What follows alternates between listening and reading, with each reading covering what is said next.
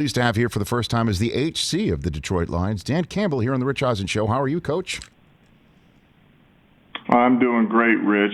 You know what? I want to start out just by saying this. I commend you on all the work you've done for St. Jude's. Oh, thanks, Dan. I think it's impressive, man. I think it's and I'll tell you the other thing about it. I love the fact you're getting all these former players that are still helping you out and running and things. But I've got a staff full of these guys that think they can still run. So okay.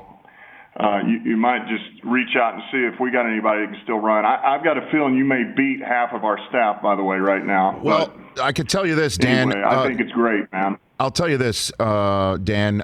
You can't teach what beats inside. I wake up with it every damn day. You know what I mean? I look at it in the mirror every day. I will tell this to you and your staff, though, is that if they think they're fast, have them run a 40 on the field, record it, and upload it. We'll take whatever we can get to, garner as much attention to the fact that we're raising money for St. Jude. I'd love to have you part of the movement, if you will. It would be great.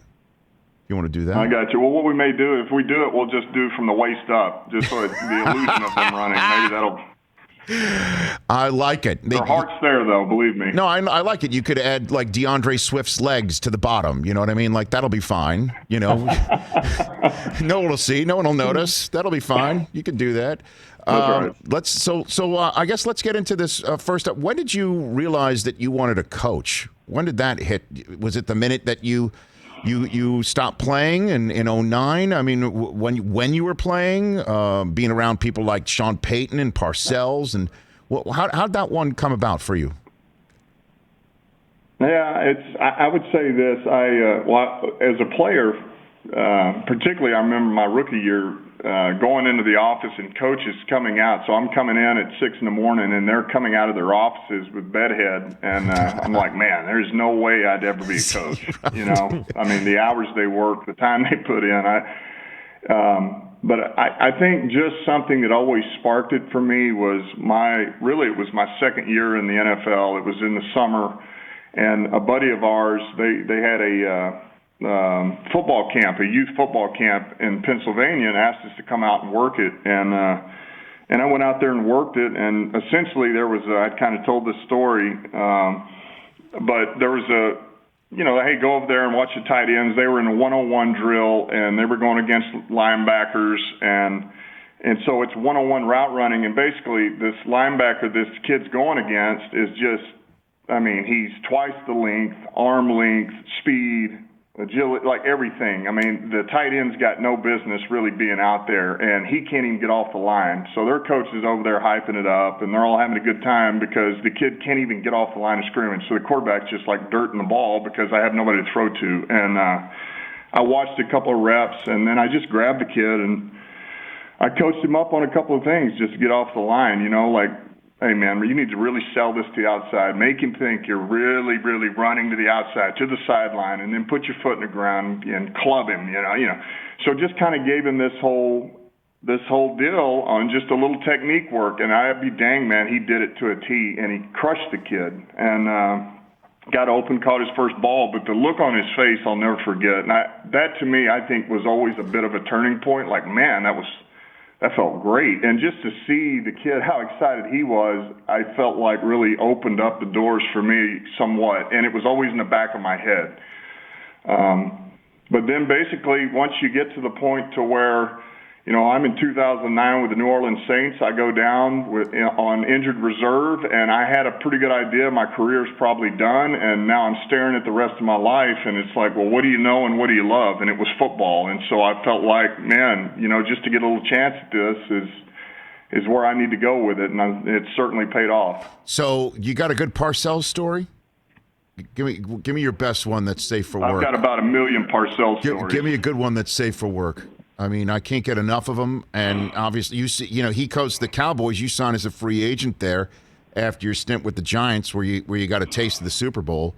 You got a good one where or something that? Yeah, I got a great one. I'll tell you what. Here's one for you. All right, so this is one of the first times we had just gotten there, and when he got there, all right, the Cowboys had just hired him in 2003, and he gets Sean Payton. And really, that's how I ended up in Dallas, was because Sean vouched for me. And so I go there, and And so I'm new, it's his first year. He's trying to set the tone. And so he wanted hard-nosed, aggressive guys, competitive, all those things. But, fighting, it was a waste of time. It's a waste of reps. It's a waste of time, to fight. It's one thing to stand your ground, but so we get in there, and there's basically a backup defensive tackle and a backup defensive end, and we go a rep, and they get in a fight, and they grab each other, and it goes. We finally get them broken up. It probably takes 60 seconds for all this to go down, and Bill doesn't really say anything, and we go a rep again, and they get in it again, the next rep. And we get it broken up, takes another minute or so. And so Bill just stops practicing. He said, okay, if this happens one more time, he goes, we're all going to circle up and watch you guys fight. And so we go a third time. Sure enough, these two get into it again. And Bill, we get them broken up. Bill blows the whistle. He gets everybody in a circle, and he said, you two get in here. He said, take your helmets off, both of you. And they take their helmets off, and he goes, let's go. And they just stand there, and both of them are kind of cocked, but they're looking at each other. They're looking at Bill. They're looking around. They're looking at each other. They look back, and neither one of them could throw a punch. They're like, wait a minute, this just got real. We don't have helmets on. And so they didn't do it. They didn't do it, and then he made them run to the fence. And so anyway, it was classic. I mean, Bill, there's about a million stories of how he was and what he was about. It's pretty good. Real brief, I'll tell you one that I've told on this show before, and at the risk of repeating myself, certainly for the guys in this room.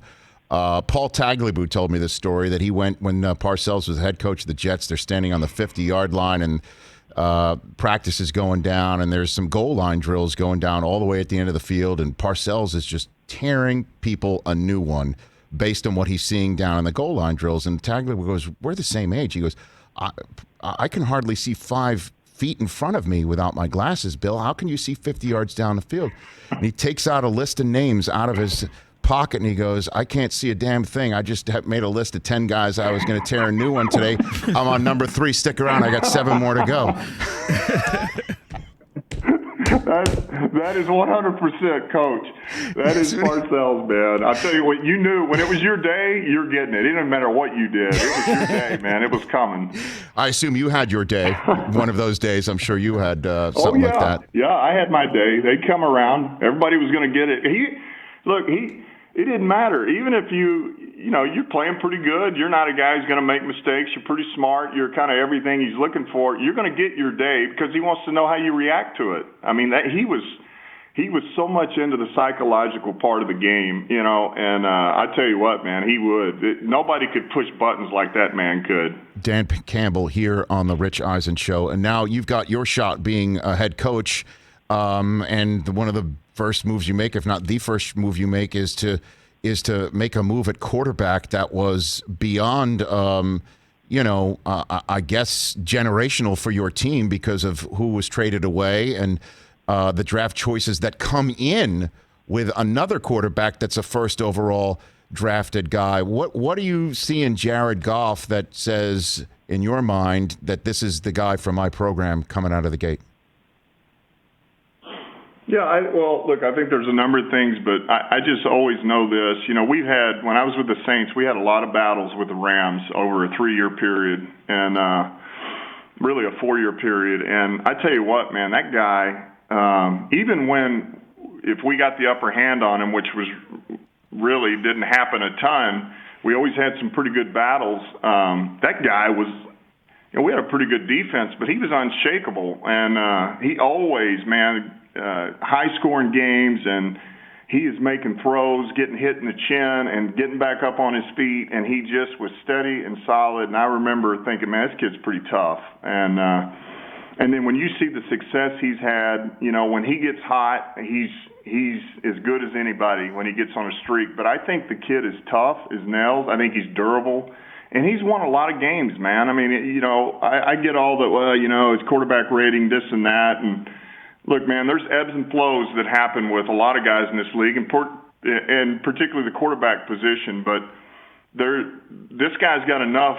He's got enough in there, man, to certainly help us win games. And he's experienced. He's been through it, and so we're pretty fired up to have the guy. So what does the offense look like? What can you tell fans of the Honolulu Blue of what an offense head coached by Dan Campbell is going to look like with Goff at the controls? What does it look like? Yeah, I think we're going to be pretty multiple is what I would say. I mean, are we going to want to run the ball? Yeah, we are. But that doesn't mean that, we're going to try to run it 50 times a game or something. But we want to be as balanced as possible. We are going to run multiple schemes. We're not going to just live in one world or another in the run game, and we're going to be multiple in the pass game. We'll have enough, three-step drops. We'd like to do a lot of run action pass, and certainly there's enough in there to where we think maybe we can run some empty packages. But aside from that, we want to be as much, matchup based as possible. I mean, to me, look, everybody, for the most part, most teams run just about everything now. There used to be the West Coast, and then there was the Zampese, the number system and the speed outs and the 5-7-step drop, downfield, throwing, and everything is so meshed now together that it's not so much about what we're going to run, but who's running it. And so we're going to find our matchups. We want to get the ball in the hands of our best playmakers. And, we have a couple ideas who we think some of those guys can be. But until we get them in the building, and get a real good look at them, we won't know that. But we'll find all that out. But I'm much more into putting people in the best position to have success. And we'll run some of the plays that most teams run.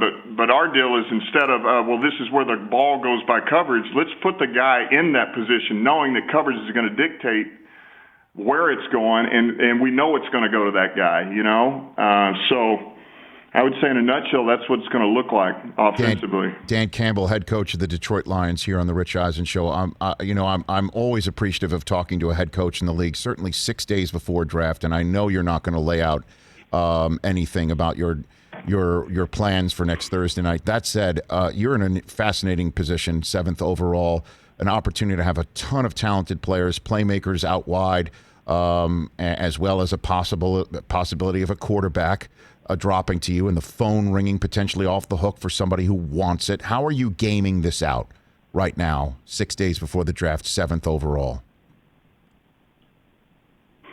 Well, I would say this first of all. I wouldn't normally do this, but because I like you, Rich, I'm going to do it. Okay. All right. I will promise you this. We will not pick at number 7 a kicker, a punter, or a long snapper. That's a promise. All right, we'll weed them out. That's going to hit the media. It's going to be crazy, but breaking news. That's where we're at. I appreciate the scoop, Dan. I got to be honest with you. Well, I know. I appreciate it. Okay.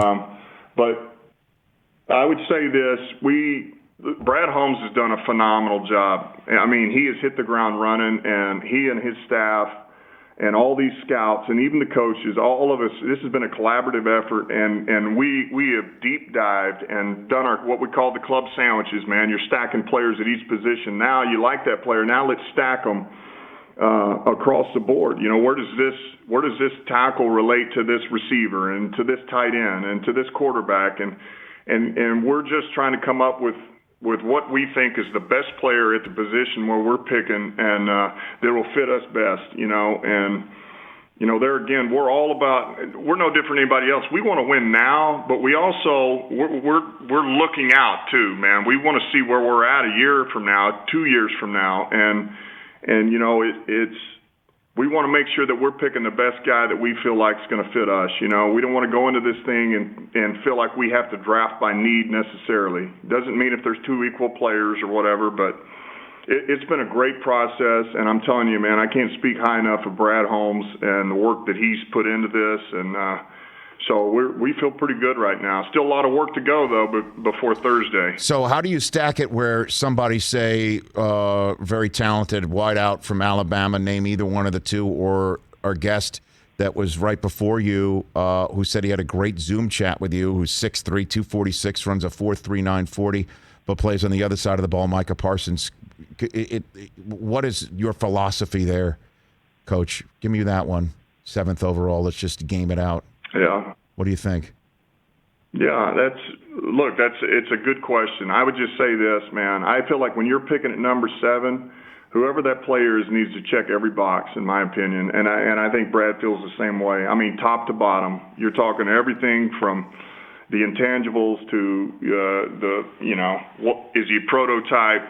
How does he look? How does he run? What's his production? Like everything across the board. And let me tell you something. I know all three of those players are I believe, worthy in that range. I could tell you that, man. They are all very, very, very good football players, and they're all different, certainly. So, anyway, I tell you what, it's pretty fun, is what it is, and we're having a blast doing it right now. But I would be happy with any of those guys. And before I let you go here, did you hear from anybody in your family, loved ones, after your introductory press conference and some of the Quentin Tarantino type language that you used to describe your philosophy? Coach, did you hear from anybody? I may have heard from a few members of my family and friends that I certainly may have, but look, they know who I am. They know it's just me. And I'm kind of a passionate guy, and I speak what's on my mind and how I feel, and sometimes I get going, but that's just me. And so they were all good, but no, it is what it is. You know what I mean? Did you hear from your dentist saying, "Hey, I heard you got your teeth kicked in. Is everything all right?" Did you hear from you're an oral surgeon or anything like that? Yeah, concerned. He dialed me up immediately. He was asked if I needed some dentures. It's what I'm saying. I mean, my gosh. No, we're. I just don't know if that was part of it. I was just trying to set the tone, Rich. That's all.